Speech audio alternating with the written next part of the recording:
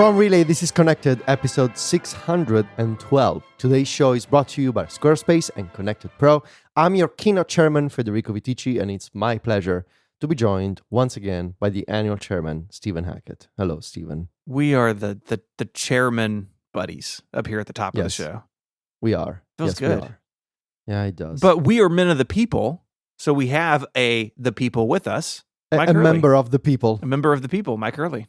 The son of a blacksmith. The son of a Hurley. Son of a blacksmith. If you want to understand what that reference means, go get connectedpro.co. Stephen has an offer for you later on in the episode. Yeah, go get it. Hello, boys. Hello. We are together. Yes. For 1 week, and then we're not. Then we're not again. We are again, and then we're not it's again. The summer, baby. Summer. Yes. Some shows are like, oh, we'll just record on a Sunday and release on a next Thursday or whatever. But no, we're just like, we're taking it off, baby. That's right. Catch up with us later. The summer of fun schedules. Indeed. We have some follow-up. That's how we start the show. Huge news. Yeah. The Mario Crocs that we rated several weeks ago are now available for purchase. So, Federico, you wanted to buy them, didn't you? Let's see. So hopefully Crocs you can go Italy, get them I can, in fact. All right, well, there you go. There you go. Make it happen. Make a purchase. Which one? The The Mario hat ones. Yeah. One. That's what we It's gotta decided be. y'all liked the best, and I liked, I think, the least. But Yeah. go for it. Okay, purchase is 75 euros. Easy. Oh, congrats, free shipping. Thank you. Thank you, Crocs. Don't mind if I do, you know? Oh, I can Perfect. purchase additional gibbet. No, I just want the Gotta Mario get one. some gibbets. No, Come they're on. not Mario related. They're totally unrelated. They have Mario gibbets though. no, they but they're have not suggested in the. Oh, you'll only buy what's suggested to you. Yeah, he's algorithm pilled. I have full trust in the algorithm. Maybe. If they don't serve it to me, I don't want it. Do you have an account? No, I just want to log in with Google. More Crocs algorithm. ID. Get a Crocs ID, man. Crocs ID. I don't know that it's called that, but they should call it You that. put your toe on the button on your keyboard. And Yeah. y'all remember when Touch ID came out and people were seeing what kind of body parts it would read? I No. don't remember that. No, I don't remember that, Stephen. Stephen, did you do that? No. Can you? Are you gonna do it again with the iPhone Fold? I am. Nose ID? Did I tell you I had to buy a new keyboard? I did. No. Uh, What'd you buy? just the same thing that I had, the Magic Keyboard with Touch ID. But Did you guys ever get that keyboard that I made you buy? no, we were You never scammed. got No, we that? never got it. Oh, I never Scam. got Didn't that? they go bankrupt or something? They did. It's hard to tell, man. Yeah, they're gone. It's hard to know. Yeah, that money is just gone. No, I bought a Touch ID Magic Keyboard when they became available, I guess with the first Apple Silicon machines, and it died. I just came up to work one day and it wasn't responding. I was like, oh, maybe it died overnight because the battery life has gotten pretty bad on it. Yeah. And so I plugged it in. It's like nothing, just nothing at all, and totally dead. And so, anyways, I got a new one. And it's weird. I can read all the keys on this one. The other one, a bunch of the keys they have were worn gone? off. You're but- such a writer. I Do you know. not consider like trying to get one of the color ones from eBay or something? I did, but I needed a keyboard. Okay. Actually, So it's I just have like- a set. I have a blue keyboard and trackpad that a listener offered me a while back, and it is the keyboard and trackpad paired. Well, it was paired to the Mac Mini under the TV, but that Mac Mini isn't under the TV anymore. I should find that keyboard and trackpad and use it. Yeah. There Okay, you go. put that on my to-do list. What keyboard do you use? Me, Yeah, is it the little one or Yeah. the big one? the little one. Little one? Yeah, get the orange one. Then. What are you doing? I could use a numpad sometimes, in my life as a spreadsheet jockey, but it puts the mouse too far right to be comfortable for me and my fragile hands and wrists. And so it's Magic Trackpad on the left, Magic Keyboard with Touch ID in the center, and then the Logitech, the MX Master 4 on the right. Yeah. Which is a very good mouse. The, very good I mouse. finalized the purchase, by the way. So Congrats. I Good. can't Thank wait you. to see the pictures of your feet. Yes. You will have to pay a price like everybody else, obviously. But Club Mac stories. That's special. We also recently spoke about the vapor chamber in the iPhone 17 Pro and how we felt like that's been a good move. And it, according to reports, Apple is ramping that up for the foldable phone, which I just found interesting because the iPhone Air does not have the vapor chamber for a couple of reasons. One, obviously, it's super thin, but most of the guts of their phone are up in the iconic plateau. That one's not iconic. That one's just new. Yeah, it's just the new plateau. The new plateau. Just this weekend, just on Sunday, I sat down and I don't like things in my pocket, so I put my phone on the table, and someone was like, "Oh, is that a Pixel?" Oh, interesting. Yeah. I was like, "No, it's the iPhone Air." And they're like, "What's that?" So it's like no one's ever heard. No one's ever heard of it. But man, that's rough for Apple for someone to think it's a Pixel. I know. It's like a phone that also doesn't sell very well. Yeah. But I guess there's going to be room in the foldable for a vapor chamber, which I'd kind of assumed it would just be kind of built like the iPhone Air, but maybe internally it's going to be different. I am very much looking forward to iFixit taking apart a foldable iPhone. Like I cannot wait. Should we take a prediction on the iFixit repairability rating for the iPhone Fold? 1. Yeah, it's going to be low. Okay. I would say, what is like the iPhone Air? I think you can't do it anymore to that level. 7. Wow. Is the provisional repairability rating of the iPhone Air. Huh. I'm gonna say it hits a 7. I don't think it would do worse than this. I think it's just too difficult now, like legally to. Yeah. But I like the passion of 1, Federico. Something could go horrifically wrong with this product. Oh yeah. You know? Yeah. That no one can foresee yet. Do you remember when people were literally peeling the screen off the first Samsung one? Yeah. I wonder if they're gonna have a built-in screen protector. I hope not. All the Samsung phones still do. All the foldable Samsung phones. Because they're plastic, right? Basically. It's hard to say anymore, honestly. Because like a lot of them say it's glass, but it's like, how could it be? Anyway, but they have screen protectors, and they don't. You can always see the edges of them, and I hate that. That's why so much. Yeah, I don't use I haven't used a screen protector in years. Back in the day, I used to use matte ones, and then like in the Retina era, like this was like the first couple of iPhones, and then when Retina screens came out, it's like, oh, you can really tell that this sort of degrades the quality a little bit. And I haven't used one since, but I've got friends, like I know people who use the glass ones. In fact, a friend of mine has an iPhone Air, the only other person I know who uses one, and they have a glass screen protector on theirs. It's like I think they're really good. And also, like, if you buy them at the Apple Store, they have this like equipment that will put it on for you. Like, and also previously not good brand, D brand, they ship theirs with like a mini one of those. Like, it seems like the application of screen protectors is much better now. I don't feel like I would ever need it, but I get it. Right, I think it makes a lot of sense now that they have those glass ones, because you're not really going to lose anything from the experience, I feel like. Yeah, definitely better than like the plasticky ones that you put on yourself, and then like there's a hair under it. It's like yeah, no good. When I bought some kid a phone. I've bought a lot of phones this year for a lot of kids, and like they offer it in the store. Like when you buy a phone, like, oh hey, do you want us to throw a screen protector on there for you? It's just part of their sales pitch. Which is a funny thing, isn't it? Right? It's a third-party product. No, but also it's like, here's this phone we made for you.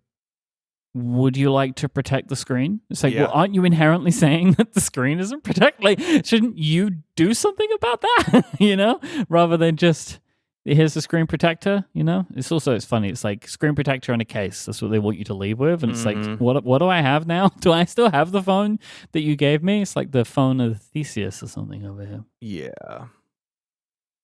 Myke, you've made a purchase. Well, I made a purchase. It doesn't go on your feet. No.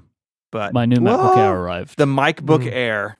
Nope, I would never do that. It's just MacBook Air M5. That's its product name. You don't name your computers? No, I don't. Well, my previous one was MacBook Air 2. Oh, no. I hate that. And I just could never be bothered to fix it.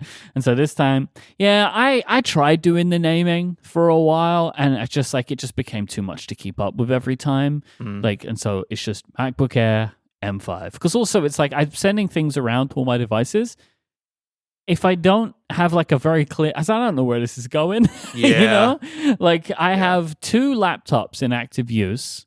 One is the one that's doing all of my Dropbox downloading and backup. Then I have my Mac Mini. I have an iPhone Air and an iPhone Pro. So I just need these things to be called what they are, so I could just get things around using Blip, which is like, that's a good app. Very good. Oh my god, it's so good. Like if you do AirDrop with any kind of frequency, you should download and use Blip instead. Yep. It is so much better than AirDrop. It's fantastic. Federico, you ever used this? Blip? No. Oh, you got to check it out, man. Blip. Especially where you have your Macs connected all the time, right? Like you can send files to them. You don't even need to be in the same place. Blip. It's so good. Like, is it better than just doing Teldrop with Telscale? Can't answer that question because I haven't tried doing that. It's probably similar. Would be my expectation. But if you're enjoying that, then keep using that. But this is also a very good option. So yeah, anyway, so my MacBook Air is here. It was supposed to arrive in August, but it's arrived sooner, which I was very happy about because I wanted it sooner rather than later. It's very fast. I love that I have loads of storage space now, and my Studio Display XDR can now do one of the main features, which is high refresh rate. So I now have an adaptive refresh rate up to 120 hertz. It's incredible because I've been using this thing with an M2 MacBook Air. It's like 60 and you'll like it, if that sometimes. But it's amazing. I'm like scrolling the web and everything's super smooth. I'm having a great time. It's very happy. And also I got, I've already applied stickers with the kind of using a wrap method. I spoke about it before, but I bought Federico had this. It's a retro Apple skin from Slick Wraps. Yeah. And I got that one in like the beige color for my MacBook Air. Nice. And I just started covering it up with stickers, and I'm having a great time. Very happy with this computer. I got it in silver. I think the silver and the beige is actually quite a decent combo. So yeah, very happy. Good. And you just transferred stuff. You didn't set up fresh. Oh yeah, no migration assistant. I just did the whole migration, and I did it with a Thunderbolt cable, and it took like an hour, which is just like incredible. Pretty sweet. It was very easy. This is the thing with a migration. Everything's fine right now. Mm-hmm. Like I have one lingering thing at the moment, which is this Mac is just not showing up in Find My. So I'm working on that. That's strange. Yeah, it's very weird. My old one's there, and I didn't erase that one. I don't know if that's causing any issues of it, but it shouldn't. So because it shows up in my iCloud device list, so like it's the thing that it knows iCloud about knows it. that this product exists, but it's just not showing up in Find My. But everything is turned on. Like all of the settings that you would need for Find My, they're all on. It just can't find it in the Find My app, which is interesting. The whole point, really, of that app. Yeah. Drive it over to Craig's house. Yeah, okay. You think he'd fix it? Yeah. I could take it to my friend John's house. Tennis. Say, hey, John. Oh, hey, John. He knows your name. Exactly. That's what I mean. He's my friend. He knows me. I don't know that Craig knows my name, but I know John Tennis knows my name. Did y'all see this Lego iMac thing? Yeah, it's not happening. No, not at all. So this was part of the Lego Ideas system. Do you want to explain what that is if people aren't familiar with it? Yeah, so this was something that I don't think it was originally called Ideas when it started, but they ended up making more of a thing where essentially an individual can create a Lego build, whether they build it or they model it or whatever in some, like Lego software of some description or whatever. But they can create the entire build and upload it to this system where Lego fans will vote on an item. And when something gets to, I think it's 10,000 votes, Lego will review the design. And Lego have produced lots of products, very successful sets from the Lego Ideas line. In fact, most of the Lego sets that I've bought maybe in the last 10 years have come from Ideas. Yes. So, like, I have the Seinfeld set that came from Lego Ideas. The Wall-E set, I believe, was a Lego Ideas project. So. Yeah. They've had a lot of the space ones, like the rockets, have been Lego idea sets. So they've done some great stuff, some licensed stuff, and some not. What happens is they have like a season, like a time frame that you can submit ideas, and then when that time frame is over, anything that got over 10,000 votes will either be put into production, essentially reviewed or rejected, for whatever reason. Now, somebody produced a model of the Bondi Blue iMac G3. Mm-hmm. It got to the votes, and Lego have now put it in their what they call parking lot. Yeah, I know, which is essentially, we are reviewing this. Now, typically, anything licensed would go in the parking lot because Lego can't just make it. Yeah, they have to go talk to the IP owner, right? It's like... So, Federico, one of the ones that's also in the parking lot is a Hollow Knight set that came out from this kind of round. And so, technically, Lego is now reviewing it, but I don't think I don't think Apple would allow it. No, they should. I think it would be really cool if they did. I agree. Yeah, it would be amazing. Yeah. And it would be they should do something like this, especially let's see if we can get it approved before the 50th year is up. Mm-hmm. But they should do this. They won't do this. Do you remember the Lego iMac, the Lego Mac? Yeah, I've got back in the day. Yeah, that was a fan creation. Yes, a thing that also happens in the Lego world is someone will just design a set, and then they will sell all the parts you need for it. And Lego has been both cool and not cool about that over the years. I've got one. I can see it. Right, it's literally on top of a shelf on the other side of my office. Yeah. It's super cool. I think if you're ever going to do this, 50 is a good time to do it. And it doesn't really matter. It'll make the hardcore people happy. I think this is super cool. Steve Trout-Smith said something that I actually kind of agree with. If they do this, they should make the design better. The thing that was put together as the Lego Ideas, I guess, nomination or entry is a little rough, and Lego will do that. They will take the design and refine it. They very rarely put just the idea as it was submitted into production. They actually end up. It goes to they have names the Lego designers essentially, and they will create the actual final product. But it won't happen. It's not going to happen. I wished it would, but I don't think it is. This episode of Connected is brought to you by Squarespace. Squarespace is the all-in-one website platform designed to help you stand out and succeed online. So whether you're starting something new or you have something old that needs a fresh coat of paint, Squarespace gives you everything you need to claim a domain name, showcase your offerings with a professional website, grow your brand, and get paid all in one place. I've been using Squarespace basically forever, and I keep going back to it because it really is an incredible way to build a website. Look, I know what I'm doing here.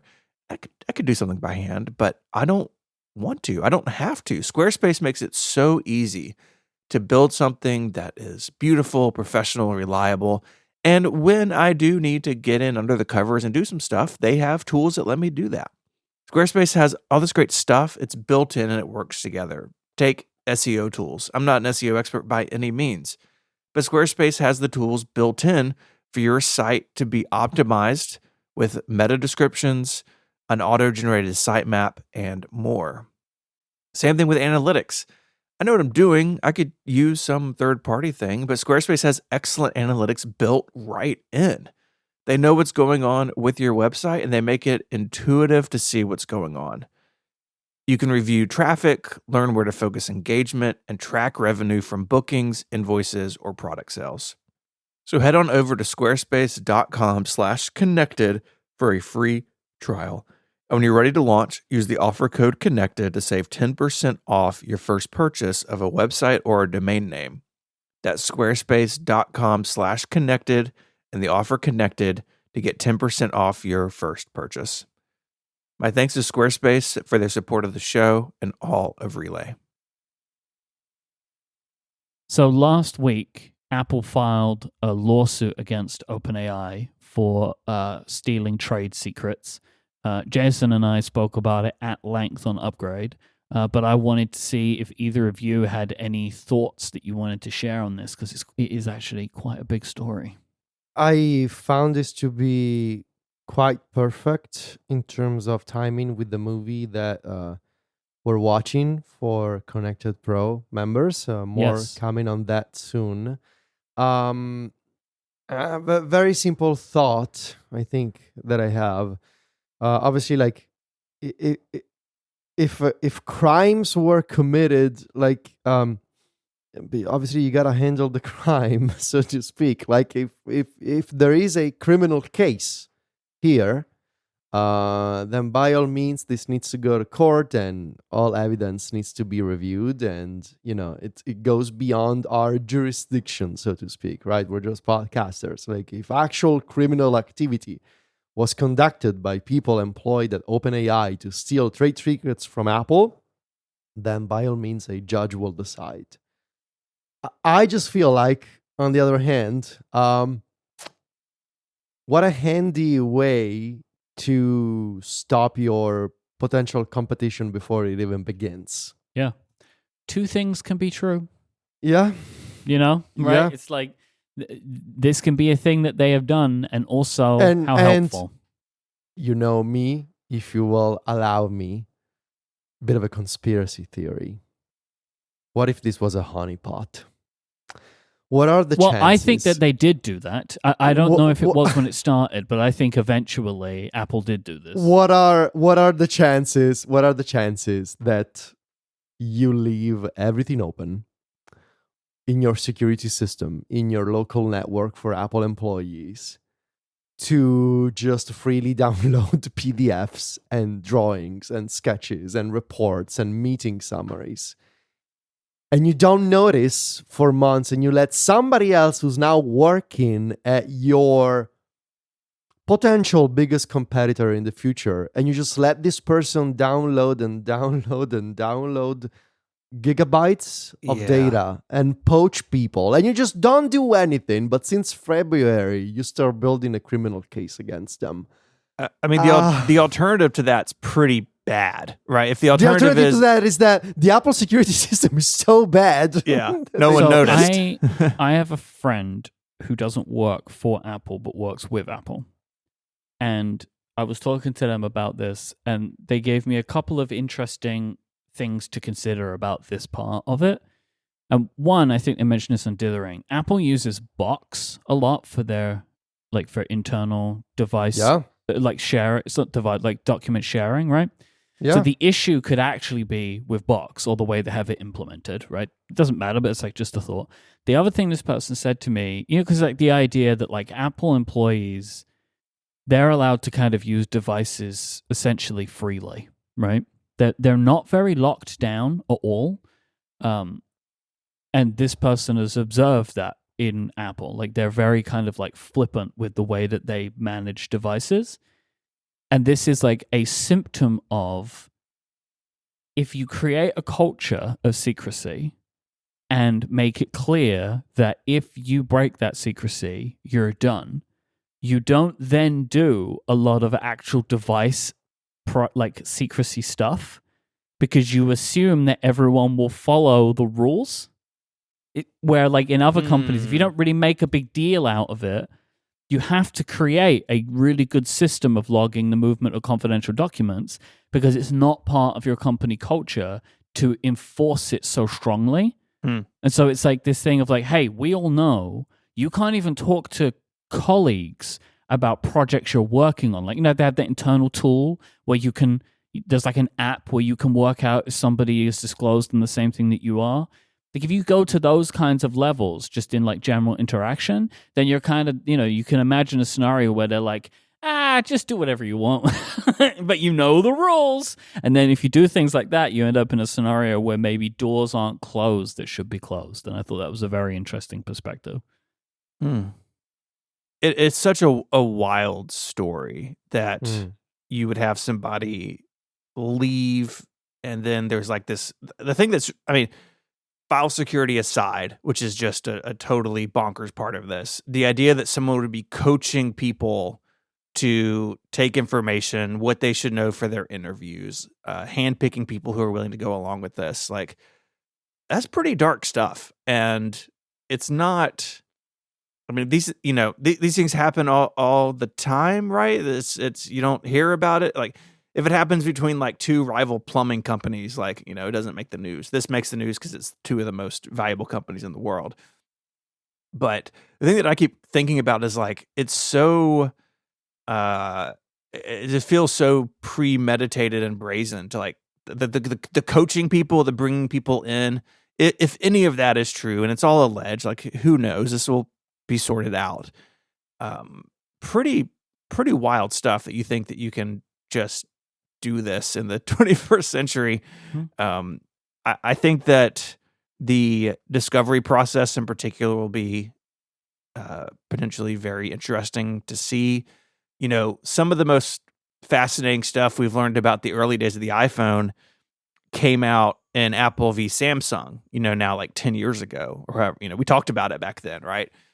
Because it was the what was it? Look and dress. What is it? I forget what it's called, but trade dress. Some of the design stuff that Apple was saying Samsung had ripped off, and we see all these internal documents of how these companies work.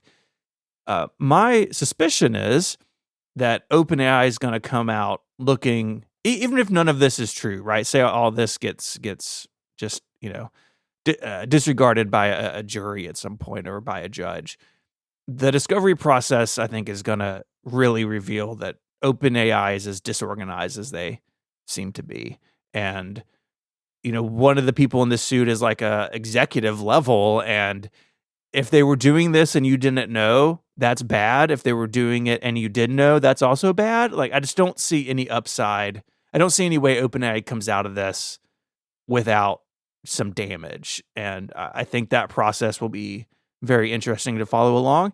And this is going to take a long time. Like, this is going to be in the news for years. I mean, Apple versus Epic is still happening. The Supreme Court is hearing part of that case. Google and Epic they just kind of ended that this week. Did y'all see that? Like, there's going to be third-party app stores on Android. Google's like, fine, we'll do it. Yeah, because they were trying to make this settlement, right? Yeah. And it didn't. They ended up knowing that no court would accept it, so they just went with what they thought the court would accept. But these things will take time. This will be years of discovery and hearings, and I mean, who knows? But totally bonkers, man. I mean, this story came out, and I was like reading it. I was like, oh, this just keeps getting sort of more and more like a movie in many ways. I have a few more thoughts on this, if nobody else does. I just wanted to mention that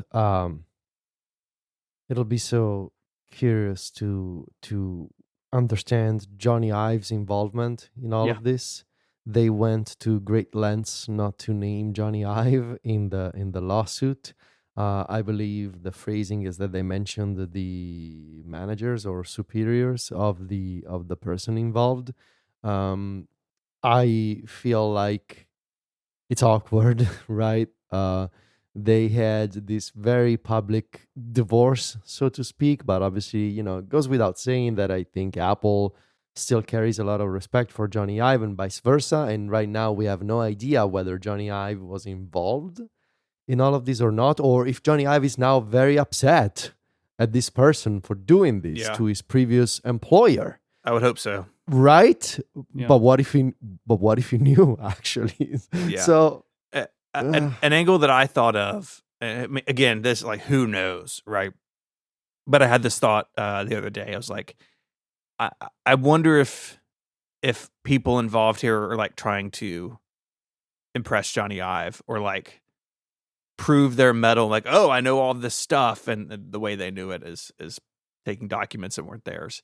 But I agree with you. That's like a huge unanswered question here. And you're right. Like I didn't read the whole complaint, but I read a lot of it, and it's like, boy, there's some places where they really tiptoe around Johnny Ive, right?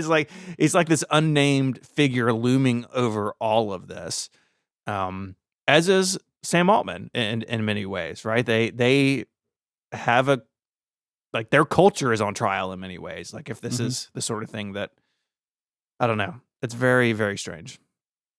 I think that another scenario here is that this court case actually indicates how little Johnny Ive works on these products, and that will be a thing that OpenAI doesn't necessarily want people to know. Like, I can imagine that being a scenario, right? Like, there is the scenario that he knew about it, there's the scenario that he didn't know about it, but is involved, and there's the scenario that he didn't know about it because he's never there, right? That, like, Tang Tan is doing it. Like, Johnny Ive was there for the brainstorm meetings and then just went away, right? And he's making Ferraris and nice cameras or whatever. Yeah. But OpenAI benefits from the idea that people have that, like, Johnny Ive is there. Exactly. And so they want that to be the story that people think about, but the reality might be that he's not engaged in the business, and that would be damaging for them if it came out that way during the discovery process. Yeah. Like the most he's worked was making that video where he swung his arms around a lot. I mean, but maybe, right? Because like that, you remember how excited we were? It's marketing. Johnny Ive, attaching Ive's name to your product now is marketing. That's why Ferrari did it. They didn't need Johnny Ive to do that. I mean, maybe to do some of the stuff they ended up, they kind of did, whether you like it or not, but like they didn't have to bring Johnny Ive in to make the electric Ferrari. They could have done it without him. Yeah. I figured this case has to go to court, right? Because OpenAI cannot settle this. Because if they settle it, their work can't be completed, right? Because if they settle this case, you'd assume that they would have to be like, we will do what you say and destroy all of the stuff. So I figure they kind of have to go to court in the hope that they'll win, right? Because otherwise they can't produce their hardware products. Yeah. Because what is she going to do? I wonder, like, I've had this thought knocking around in my head for a while, and I think this might be the first major case where we see the result of AI meeting notes as a problem in discovery. Everyone's taking notes on meetings with tools. Can they be entered into discovery? I figure probably, which means every meeting is recorded. And I figure this is something happening at OpenAI, but not Apple. Like, we spoke about it before. So this is why they removed the feature from the new ChatGPT for Mac. Maybe. But I've had this thought for a while of like, the discovery processes are going to change significantly because everyone records every word said in meetings now. Multiple people are doing it in meetings. Yeah. And I figured, like, if anyone is remote, the meeting is recorded. And like, we've all been on meetings, right? You're on like a call and there's like 3 participants and 6 note takers on the call. And those are the ones you just see, right? There are tools that people use that I use where it's like, I'm just recording it locally on my Mac. Like, everyone's doing this. It's like, can this all get entered into discovery? And what will that result in? Yeah. And how much will OpenAI say, it's AI notes, you can't, but not verbatim. You can't trust them. But they can't do that, right? They can't be like, I can't trust AI. It's like, hang on a minute. What are we talking about here? Yeah. My last thought is I figure, right, Tang Tan and I forgot the person's first name, Chiang, they're going to hang them out to dry, right? Yeah. Probably. Sure. Right? Like, you've got to in a scenario like this. Like, I mean, I'm surprised. I mean, I know that OpenAI issued a second statement. I guess they can't really do it yet, but they can't now be like, we're going to fire these people because they're trying to also say nothing happened. But like, I think at a certain point, it's like, you're going to fall on this one if they did do it. No one wins here at OpenAI, I don't think, no matter what We'll happens. win because the story is interesting, but I don't think really there are any. And I don't think OpenAI is going to come out of this one feeling great no matter what happens. Mark Gurman has some details on new iPads. Speaking of information coming out of Apple, I guess. See what I did there? I linked the 2 stories with a joke. Really good. You're a professional. I am a professional. So just a rough outline of what Gurman is reporting this morning. I'm going to start with the most boring and work my way to the most interesting. Updated iPad Airs and iPad Pros next year. They're currently on the M4 and M5, respectively. So I guess this would be M6 and M5, and I always forget the iPad Air comes in 2 sizes. That big iPad Air doesn't exist in my mind at all. Same as the MacBook Air. Same as the 15-inch MacBook Air. Yeah. No, the 15-inch Air is great. I like that machine. I'm not saying that they're good or bad. I never remember that either of them come in the bigger sizes. Yeah. Entry-level iPad early next year. I looked it up. That was last updated in spring of 25, and it currently runs the Apple A16 Bionic. So it is not compatible with Apple Intelligence at all, old or new. Maybe they'll get it up to the A17 Pro, which is the baseline for Apple Intelligence features. But that's also the cheap one, right? And in the world of risen costs, cheap, quote unquote cheap, right? Yeah, quote unquote cheap. So we'll see. And that's the one they sell to schools. Like maybe it's not important if Apple Intelligence runs on it. I would have said before the price increase stuff, like yes, absolutely, this thing will get Apple Intelligence. Now I think it's like basically 50-50 if it gets the A17 or the A17 Pro. Who knows? But most interesting is the long-rumored OLED iPad mini. The iPad mini runs the A17 Pro. Remember, it got bumped to support Apple Intelligence in October of 2024. It's been a minute, and there have been other reports about the iPad mini that it would include increased water resistance, a vibration-based speaker system. Could be interesting, I guess. And then would be either the A19 Pro or the upcoming A20 chip. So that could be, according to Gurman, this fall, and maybe an October event. Maybe they do iPads and some Macs, after the iPhone. But out of all these, I think that's the most interesting. The Mini continues to be a strange product. I've got one in my household, and parts of iPadOS really feel like no one tested them on an iPad mini. Like there's parts of the UI that just got cut off in weird ways if you're in landscape, or just it feels very cramped. This does not include a size increase, I don't think, but it's still out there. The iPad mini's still kicking, and I think about one every so often, even though I've gone down that road many times, and no, ultimately it's not for me. I think an OLED one would be really nice. It would be really nice. I just wonder, I'm going to get an iPhone Fold, right? Mm-hmm. So what's the point of an iPad mini? That's my main thought right now. And obviously there's going to be people who are not going to buy an iPhone Fold, and they're going to be really happy with an iPad mini. I'm thinking about me specifically here. At that point, I'm just gonna be all in on the iPhone Ultra or Fold, whatever it's gonna be called. And so full size apps, man. This product would have been nice, would have been great for me 2 years ago, not now. Yeah.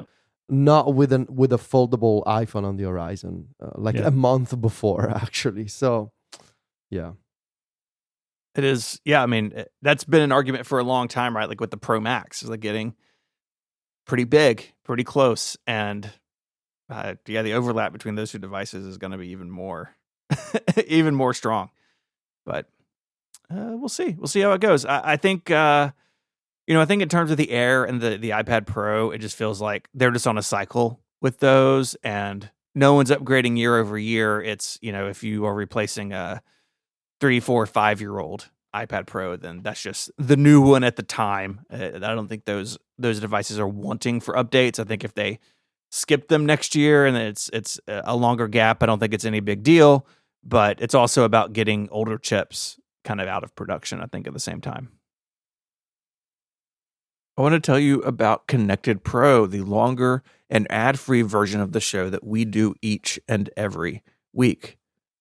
For a long time, podcasts have been advertising backed, and that's going to continue, but membership is more important than ever.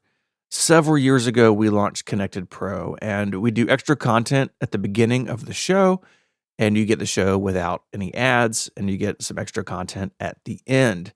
You also get a bunch of great stuff from Relay, so access to our members-only Discord, which is my favorite place on the internet now, and a newsletter and some members-only podcasts. During the summer, we do annual specials. And just today, actually, we are recording ours. The three of us watched the Blackberry movie from 2023. And incredible movie. And we talked about it, and that'll be out for members later today.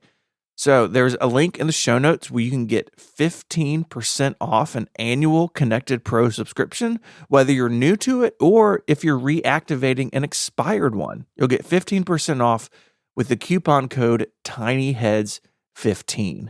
That's TinyHeads15 for 15% off an annual Connected Pro subscription. Now, that's only running through July 31st, so be sure to go check it out. And thank you for your ongoing support of the show. It's public beta time. Yes. Everybody excited? Yes. Me too. Me too. Before Federico gets into his excellent article, just a quick update. What are we running now, and did that change in the public beta? Everything except tvOS and visionOS, but the latter is going to change this weekend. I'm going to get my Vision Pro again and update it to visionOS 27. I don't think there's a public beta of visionOS 27. No. So I'm going to put the developer beta on it. But then that will just leave tvOS for me. Okay. Can I ask why? I cannot be bothered with it. I just want it to be stable with the HomeKit stuff. No. visionOS. Why visionOS. Why do you want to bring out your visionOS for 27? Intrigued to try the multi-tab Safari thing. Yeah. I thought that was really impressive. Intrigued to try again Mac Virtual Display. I realized I've been running a Mac Studio server unlocked all the time on my home network for like the past 6 months, and I never thought of managing it with the Vision Pro. I just realized. I'm like, obviously, I should have done this months ago. And I want to try the panorama stuff with the environments. Right. Yeah. I haven't done that yet, actually. I wanted to do that and forgot. So I might do the same for the panoramas. I just want to see what that looks like. Stephen Robles, I was in a briefing with him, and he airdropped me a panorama that he had taken before at Apple Park, like looking out the windows onto the rainbow. And he had tried it because he took his Vision Pro with him to WWDC, and he was like, "This looks really good." So I want to give it a go. And also, like, generally speaking, I kind of dig the whole like underdog vibe of the Vision Pro right now. I am attracted to these cases in life in general, like these forgotten things that actually have a really loyal following. That kind of works for me, and so that's why I kind of want to try it again. Okay. Yeah.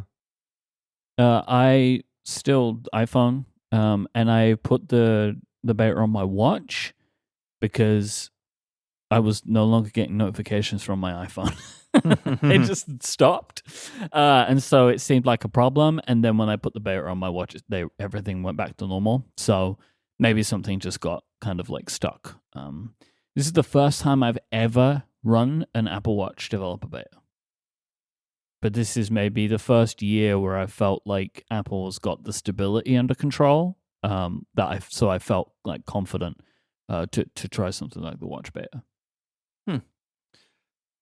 I've got it. I've had it on my iPhone and my MacBook Neo. The public beta, I'm still running the dev betas, but with the public beta, I decided it was time. I added my iPad and my Apple Watch. I've run an Apple Watch beta for a couple years now for work, and so it's not new to me. But yeah, you're totally right about the stability. Like, I was telling a friend of mine last night who was asking me about the public beta. They were following the stuff, and I was like, honestly, it's kind of easy to forget you're running a beta, except that you run a software update every week. Like it's pretty good, and I have run into very few issues. I think the biggest one is the menu bar stuff and Golden Gate. Like, menu bar management apps are just broken, but they'll get that under control. So yeah, it's solid. So yeah, the public beta is out. Federico, you used the opportunity to write about Siri AI and where Apple is with that. So tell us what's going on. Yeah, so I've been struggling with this since June, right? Set aside the issues that I had with the Siri indexing; those have been fixed in developer beta 3. But I've been struggling to wrap my head around working with an AI product that, if you only go by benchmarks or like comparisons with other frontier models, you're gonna be disappointed, right? If you're a power user, and that was my perspective going into this. If you're a power user of these tools, whether you have a ChatGPT plan or a Claude plan, and you say, all right, I'm just gonna try Siri AI and directly compare it to all the things that I can do with ChatGPT or Codex or Claude, and you're gonna be disappointed, right? And that was my issue. If you just go a direct comparison, Apple Siri AI versus frontier models from Anthropic, OpenAI, or really any of the Chinese companies at this point. Just a few minutes ago, Moonshot, one of the Chinese companies, they put out Kimi 3, and it's an open source model from China that is second only to Claude Fable. It's insane progress that they've made in China with these models. But if you compare Siri AI to these models, you're not gonna have a good time. And that I struggled with for a while.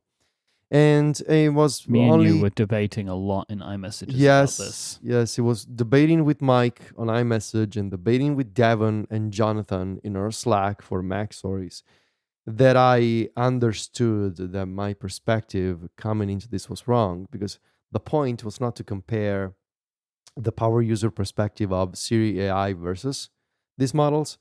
The point was to take a normal average AI user mindset and put myself in the shoes of the kind of person who uses maybe ChatGPT quite a bit, but maybe they don't pay for it. Like, of those billion people they have using ChatGPT, I would put money on the table, say, all right, 900 million people are using it for free with ChatGPT Instant, right? I don't think they have 100 million subscribers, but I'm being generous. Yeah.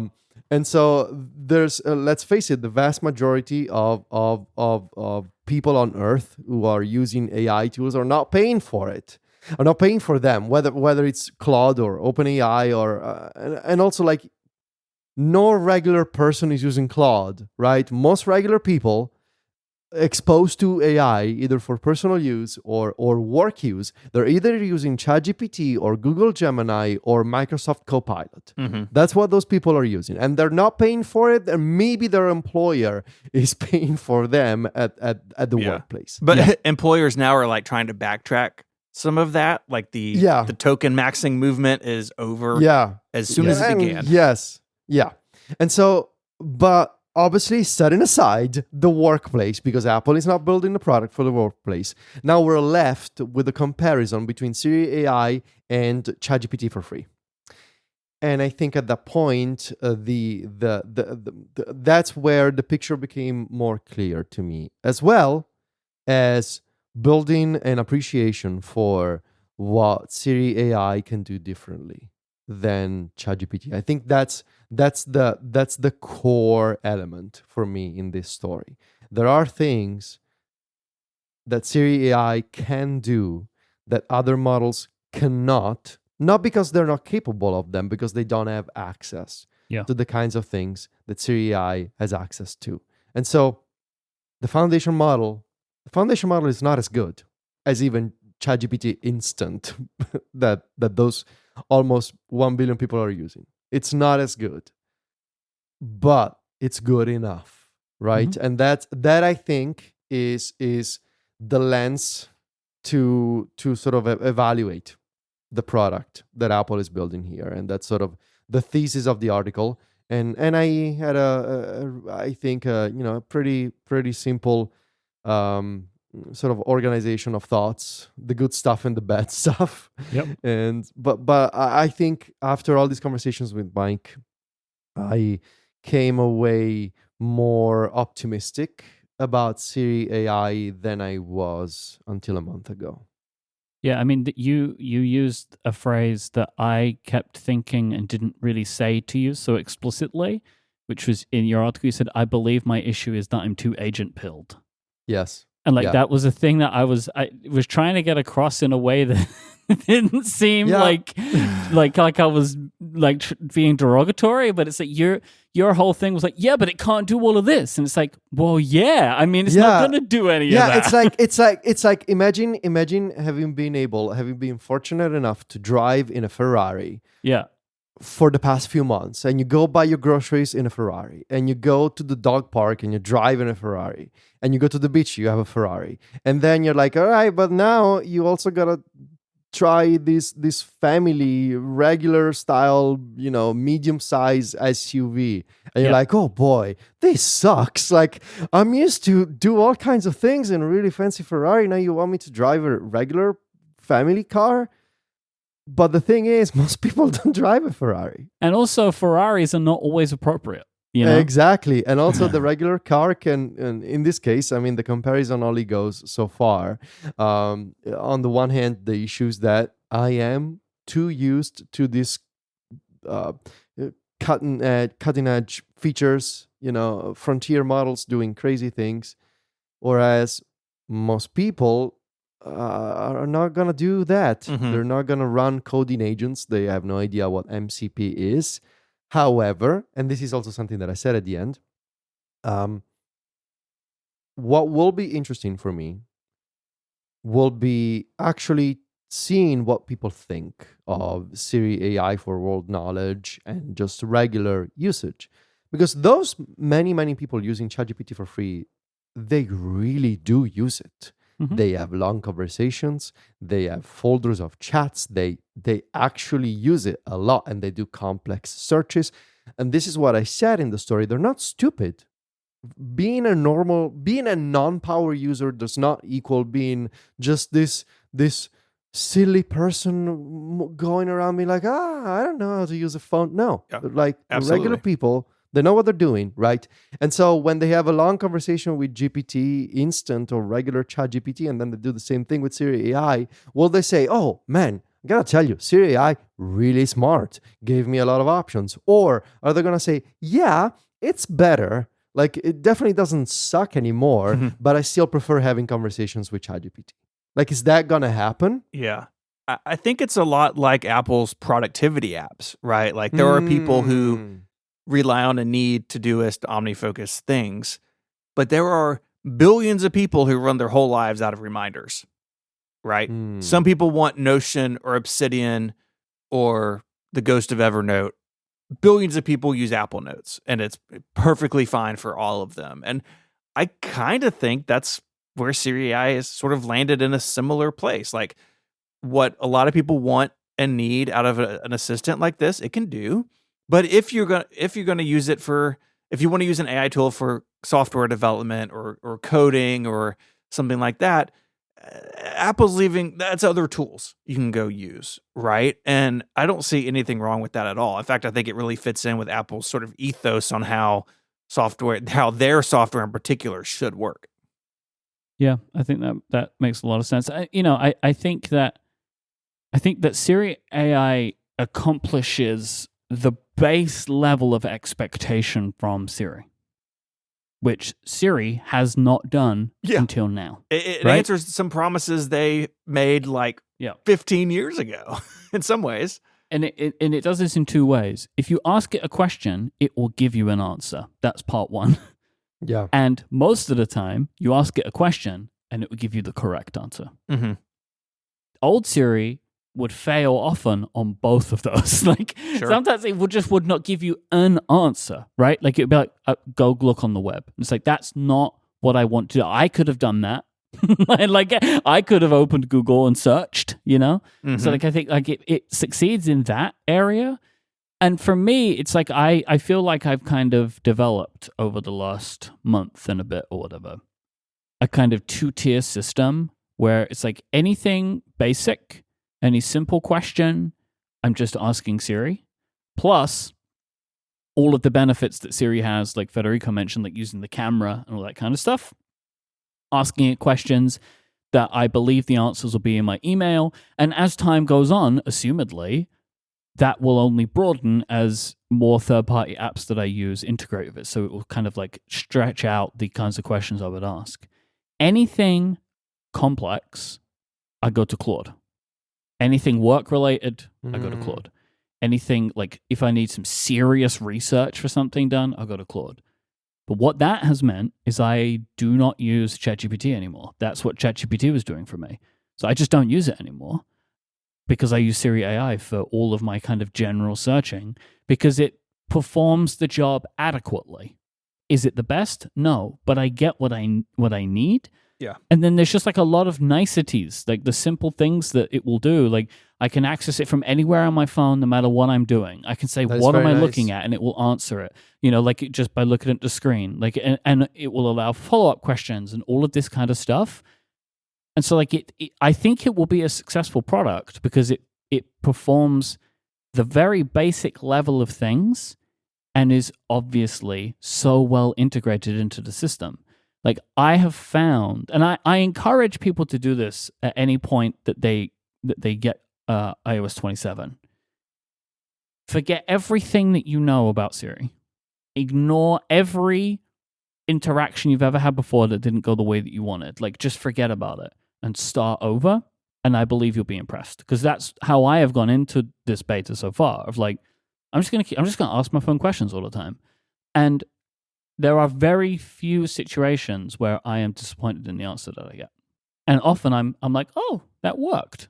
So I think that they have built a much better system. It does not compete with the quality of a lot of these larger models do, as Federico's pointing out. But like, at least from my perspective, I never expected that at all. And I think that the quality of Siri AI has exceeded my expectation. Like I think it is closer to matching what I believed was going to happen when I saw the keynote, and that is so rare, right? That like you see something in the keynote and you're like, "Wow, this looks amazing," and then you use it and you're like, there's loads of caveats, and I don't really feel like I'm hitting those. And there's questions, but we just don't. There's no way to know the answers to these. Like I'll read it from Federico's article. This is the big question. Is Apple's on-device index a solid technological foundation or not? Is this system going to work at scale for users of dozens of apps installed, each donating their data to the index, perhaps spanning multiple years of content? And can the cloud models, which are not using MCP but appear to be based on a plain JSON schema for structured data, make sense of it all? We just don't know. Yep. But maybe. The thing is, they have this. It also something that I should have added to the article. It's not just about the cloud models working. It's also about them working, but it's also about the on-device model making an evaluation, making a decision about the data that needs to be passed to the cloud one. The on-device model will say, the user is asking about email about Spain from 2024. The user has such and such email apps. It's about the cloud models making sense of all of that, but it's also about the on-device model making a decision up front, right? This is what they're doing here. They have these multiple layers of models making decisions. And if the first link in the chain doesn't work right, then it's going to have a cascade effect on the answers that you get later, right? And so that's also what makes it interesting to see what Apple is going to do with these on-device models. Are they going to these things, they move so fast, right? Are we going to get stuck with like a couple of updates per year? Are they going to update these models more frequently? I don't know. It seems to be doing a good enough job. Like if you ask me right now, 1 out of 10, what's Siri AI? I would give you a solid 7 from my perspective. Again, coming from 0. Yeah. Let's go 2 months back, right? And you'd say you would give Siri a 7 out of 10. Yeah. Like, whoa, hang on. Yeah. You've hit your head. Right? You know what has happened here. Yeah. The problem is that, especially in the press, the narrative is often controlled by people who are used to tens, not sevens. Sure. Maybe. But Yeah. You're my 10, Federico. I know. We spoke about this leading into WWDC. Like, should they change the name? Like, is the Siri brand so tarnished? And we didn't really revisit that, but what they did is like they changed it just enough. Like, it's Siri AI, so it's familiar. It works the same way as Siri always has, but it's been proved by this new technology sort of fused into it. And I think in hindsight, they made the right call there. I mean, there were good points on both sides of that debate. Like, the brand is extremely well known, and do you want to throw all that away? Versus, yeah, but it's mocked, right? That it's a punchline on SNL sometimes. Like, what do you do about that? And I agree with you. It is fulfilled the promise that they made all those years ago. And I think, Myke, I think you said this, but like, you've had to really get into the practice of using it, because I just wasn't using it. Like, I was setting timers with it, and that was it, but kind of reminding myself that it's there and using it. And honestly, one reason I installed the watchOS beta was to try to incorporate that more. And I think a 7, I think it's a good score. So it's saying about watchOS. I knew this was the case, but still, like, get the Siri AI app that you can just go and read the conversations you've had. That's great. Like, that's a great UI. Like, I knew it was the case, but I wasn't expecting it. But I think that is a very nice little thing that you can have, as well as like asking it questions. You can just go and read the answers to questions you previously asked, carry on those conversations. Like, that's quite impressive that they've managed to do that. Okay, so something needs to be scored. Oh, no. A year ago, on episode 561 of this show, Federico, and OTJ, who I found out was a junior today. Didn't know that. OTJJR? Yeah, OTJ. So yeah, John Voorhees Jr. I found this out by listening to NPC. So there you go. What in the world? So OTJ Jr. We played the first ever Stephen Olympics.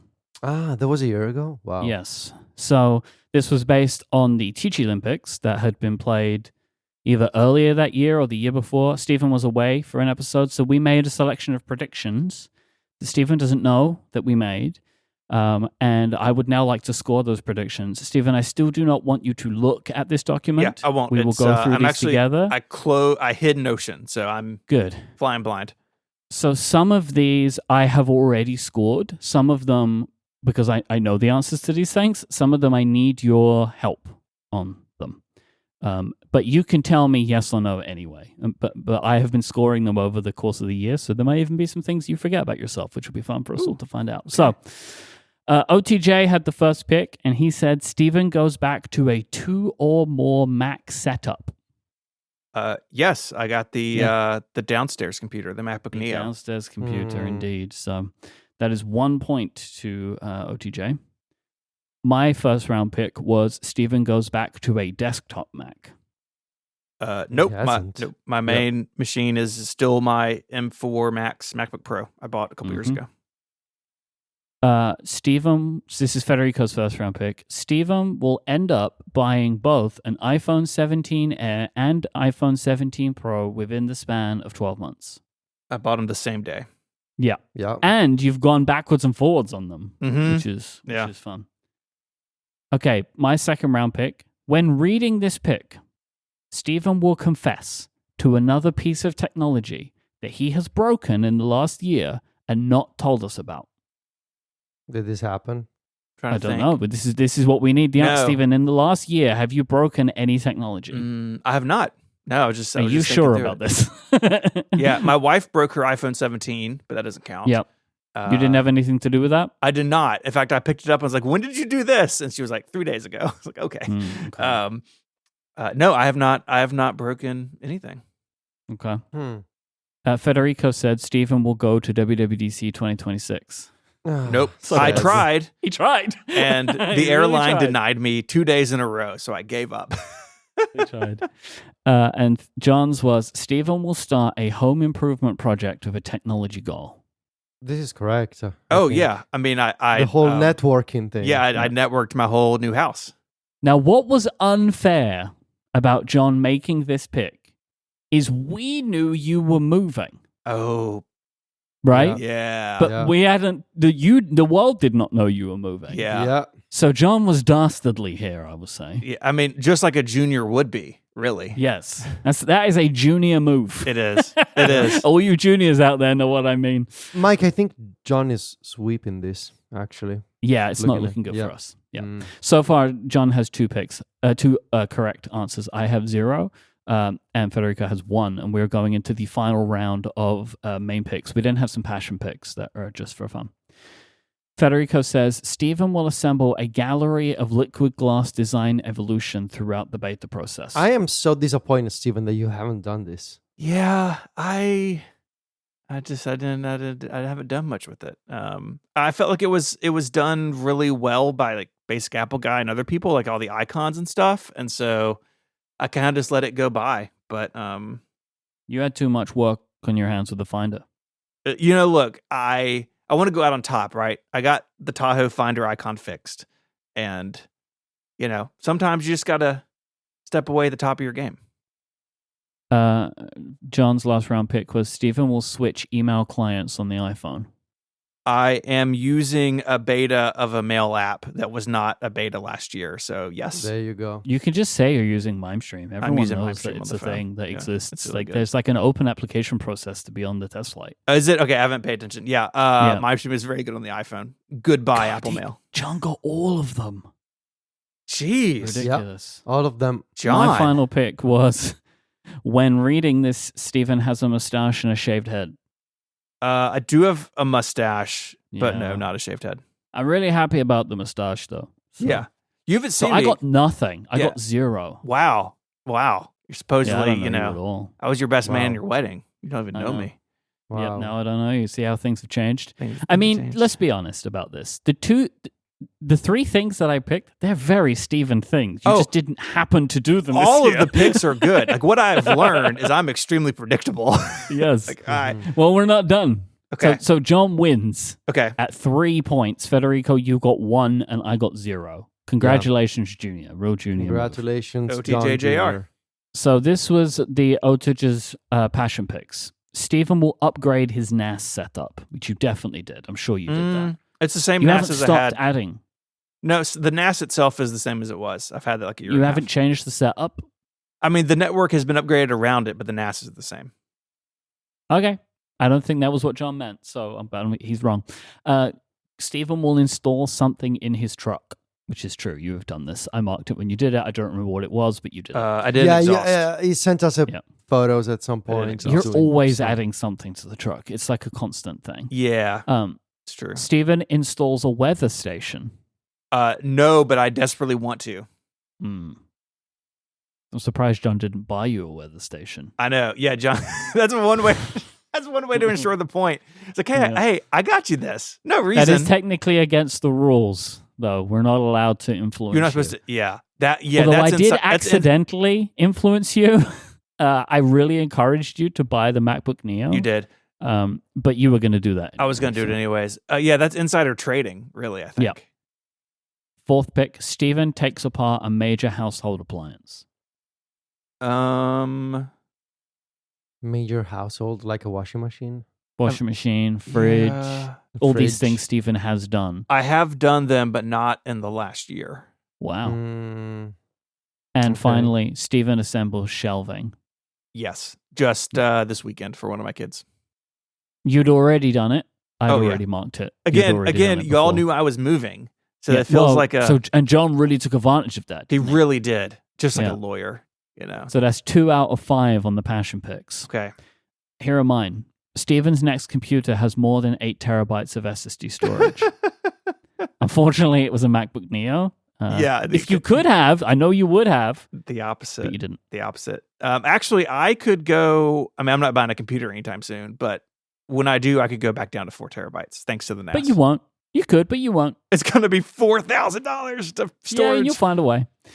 Stephen launches another Kickstarter campaign. He did not do that. No, but close. I mean, the Apple History Calendar is back for sale. Yep. You launched a Kickstarter campaign. I know. Well, that wasn't on the cards. Number 3, Stephen buys and returns at least one iPhone from the 2025 lineup. Nope. You didn't return anything? Nope. God, this is terrible. Okay. Stephen digs another trench. I need to, but I have not done it yet. Oh, come on. Because it basically in the span of 12 months, you had dug 2 trenches. I did. For both fiber and sewage. Yeah. I was in a It's real good to keep those separate. trench mode. Myke, you really don't know Stephen. Turns out. Well, no, see, I know these are all Stephen things. No. No, what I'm trying to say is you used to know Stephen. I used to know. Now it's somebody that I used to know. Yeah. Oh, man. Yeah. Is that the best song from that era? It could be. It could be. I don't know what the era was. Might as well, yeah. But the probably 2010s, Yeah. yeah. And finally, and this was influenced by me, Stephen will not win the Relay Co-Founders Championship at the Podcastathon. But I got way too excited and gave it away in the last minute. Yeah, then I won the whole thing. Yeah. Which brings me to my first passion pick. Yeah. Stephen will win the Relay Co-Founders Championship this year. That's right. I did. If you haven't seen the last 45 seconds of the Podcastathon, go watch it. Yeah, you're basically the Messi of the Relay Co-Founders Championship. Of using a sledgehammer to win Jenga. Yeah. Myke, I'm so sorry for England's loss. Yeah. Oh, I wasn't even watching it. I'm fine with it. It was rough. It is what it is. It is what it is. Then I said, Stephen, so this is an interesting one. Stephen will finish at least one game on the analog N64 console. No, I mean, I've been playing like Mario Kart and been playing. But not finished. I'm a multiplayer guy on the 64 more than anything else. It's impossible to finish the multiplayer. It is. It's the other friendships players never end. Yeah. Steven sees either Yellow Card or Death Cab for Cutie again. In the last year? In the last year. Was it within the last year? No, I saw Death Cab 2 years ago. I saw Linkin Park in the last year.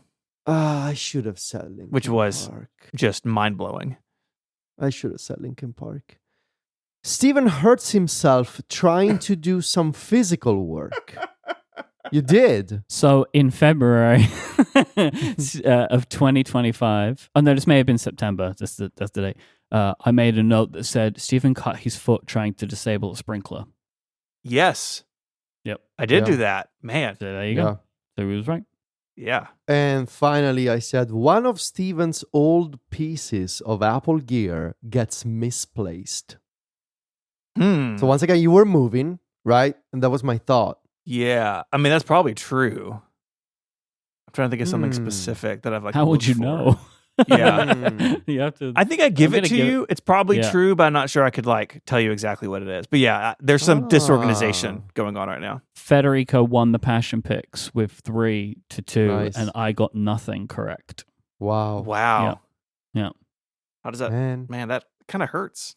Yeah. Well, let's see how you do in what I'm assuming is called the Myke Olympics that you played at some point.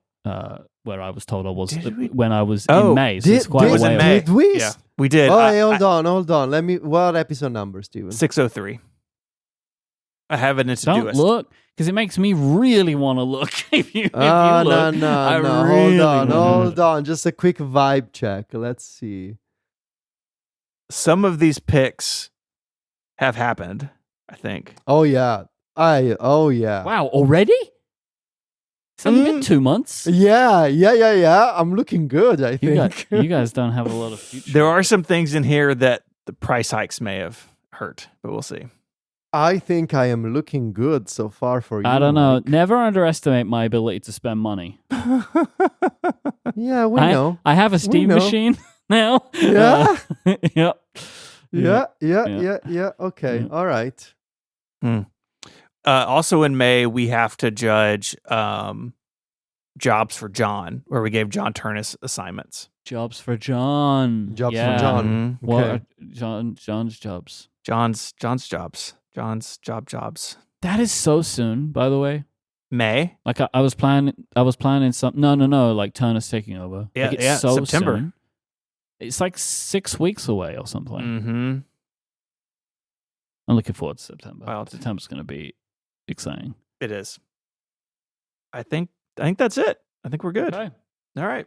Thank you so much for listening to episode 612 of Connected. If you want to find links to stuff we spoke about, they're in your podcast player. A couple special links in there.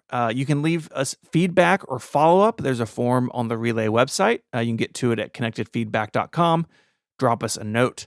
And of course, you can get Connected Pro, the longer and ad-free version of the show that we do each and every week. There's a deal going on right now on annual memberships. That information is also in the show notes. If you want to find more of Federico, he is the editor-in-chief of MacStories.net. If y'all haven't checked out their public beta coverage, really good. I learned actually a lot of stuff about Vision OS and Watch OS in particular that I had not kind of flown by me during WWDC. So great job on those as always. You can find Myke across a bunch of shows here at Relay and his work at Cortex Brand and his writing at theenthusiast.net. You ought to bring back the Good News Friday feels post, Myke. Yeah, I should. I've just had too much going on. I miss him. I will. I have a task every Friday, and then some Fridays I'm like, sorry, everyone. Yeah. And then I just mark it complete. Yeah. You could maybe write about the MacBook Air. Mm-hmm. I don't know what to say. I think I've said everything I want to say about that computer, to be honest, and I will never call it that, so please stop trying to do that.